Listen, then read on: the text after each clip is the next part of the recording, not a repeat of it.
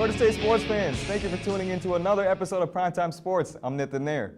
Georgia State's football team is going through somewhat of a rough patch, losing its first 2 games of the season. There is a bright spot, though, and that light is Ari Wirtz. He was one of only 2 to find the end zone last week, hauling a one-handed touchdown pass against Air Force.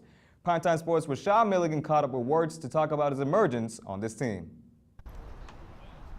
Ari Wirtz is a sophomore tight end who has earned his playing time at Georgia State. A week after scoring his first career touchdown, Wirtz is more concerned about the team's overall improvement as opposed to his personal accolades. When times get hard, just stay together and go forward. As a Panther, the standard of excellence is set at the tight end position. Joel Ruiz and Keith Rucker received attention nationally, and the bar remains high.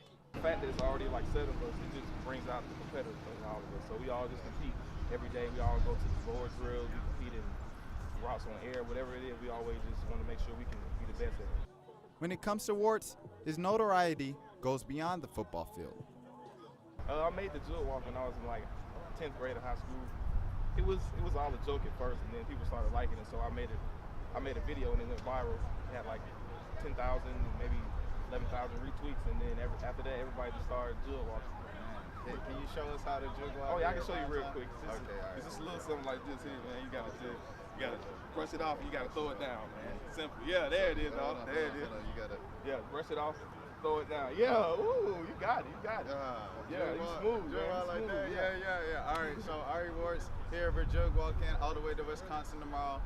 Catch up Primetime Sportz for the rest of the news. Thank you, Rashad. You got to make sure to teach me that dance once we get back to the office. Now I'm joined by the Deacon, David Shealy, who's going to spread some knowledge on this upcoming game for the football team against Wisconsin. David, how you doing? I'm doing pretty good, man. How about you? Good. So one of the first things we got to talk about is how does Georgia State improve from that loss that they took against Air Force last week?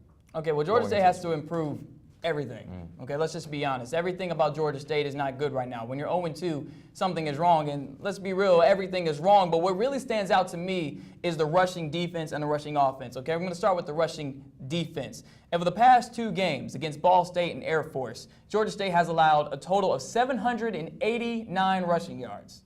That's horrendous. That's a big It's number. absolutely horrendous. 789 rushing yards of the past 2 games. And you know how many yards they rushed for on offense? Just 104. Yeah. So the rushing defense and the rushing offense are absolutely terrible right now for Georgia State. And this really hurts them because, especially on offense, because when you can't run the ball, that means you're forced to pass all the time. And Nick Arbuckle's no longer here, right? So Sunbelt Player of the Year, gone. A guy like Donovan Harden, gone.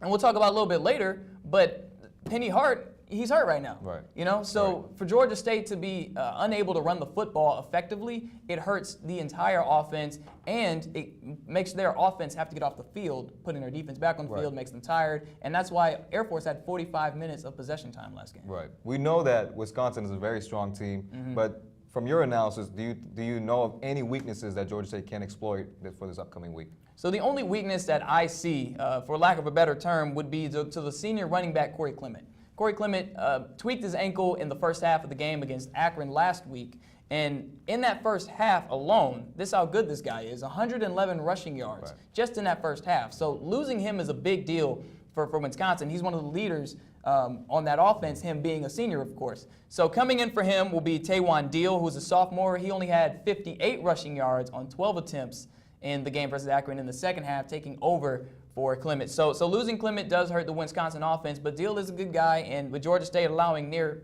800 rushing yards, Deal may have a good game, but Clements would have had a bigger game. Right. Speaking of injuries, we know that Penny Hart was out last week and a couple other guys. So what are your updates on them going into this game? So Penny Hart, as I mentioned earlier, is injured. His injury is actually undisclosed right now, but he's questionable for this game. Also questionable is McKinney Cheritor, who did not play against Air Force. He's a defensive end, and the thing about McKinney Cheritor is he can get up and knock down passes. Right. Okay, he's kind of like J.J. Watt-esque, to where he can get up and knock down passes. He's not going to always be in the backfield. He's not going to always get sacks.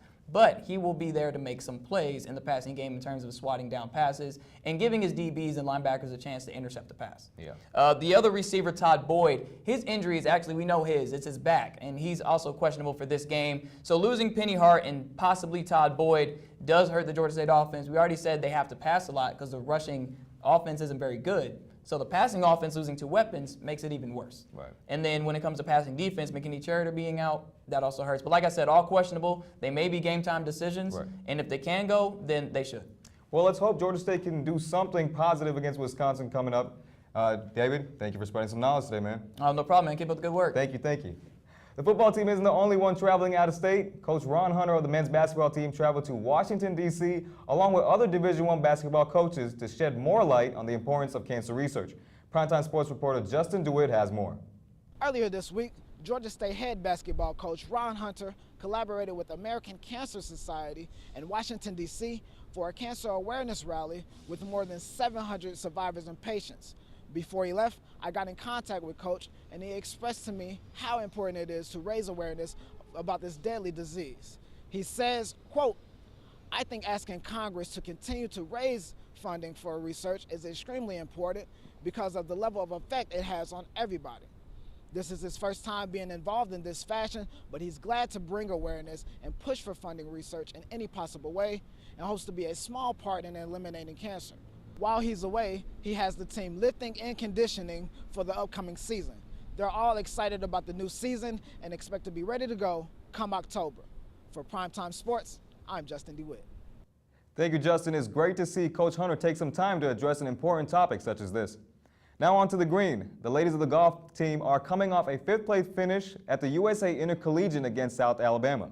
Primetime Sports reporter Caleb Johnson joined the team during practice to give us more insight on the overall dynamic of this team. The fall season is underway here at Georgia State for women's golf, and while they have added a few members to this team, the goal is still the same: to win the Sun Belt Conference. The team returns 6 of 8 from last season's squad, adding 2 talented freshmen, one being Brookwood alumni Harmon Carr. I love the new experience because everyone on the team they play so well, and it motivates you to do even better. One familiar face on this team is Emily Royer. Last season sidelined with a shoulder injury, Royer could only help the team as friend, motivator, and even rapper, giving Primetime Sports an exclusive look. But this season, it is all serious business, as she has already shown promising early results. Jemima Gregson shined as a freshman last season and speaks on how this team is different. The vibe is so different this year. We all believe we can win, we can go out there and beat any team that we're against. Practice is a lot more narrowed and we're really focusing on what we need to. But I think the team has just gelled really well this year. The 2 new freshmen are really great. They play some great golf, and yeah, we're just doing well together. After finishing 5th out of 10th in their first conference play, the ladies will head out to Greenville, South Carolina to compete in the Lady Paladin Invitational that is hosted by Furman. For Primetime Sports, I'm Caleb Johnson. Thank you, Caleb. Wishing the ladies a successful competition next weekend. On the other side, the men's golf team finished 7th out of 16 at the Ocean Course Invitational. They return to action at the Maui Gym Invitational in Scottsdale, Arizona on September 23rd. The Panthers softball team prepare to begin their fall season hosting a doubleheader against Gordon State this Sunday. All 8 games on the schedule will take place at the Bob Heck Softball Complex. The cross-country team continued the steady pace as they earned their 2nd consecutive runner-up finish at the Gerald Ritchie Invitational. The team returns on September 24th at the Trojan Invitational. That's all I have for today. Remember to subscribe to our YouTube channel to stay up to date on everything Georgia State athletics. Follow us on Twitter at Prime Sports with a Z, and like us on Facebook. I'm Nathan Nair. Enjoy your week.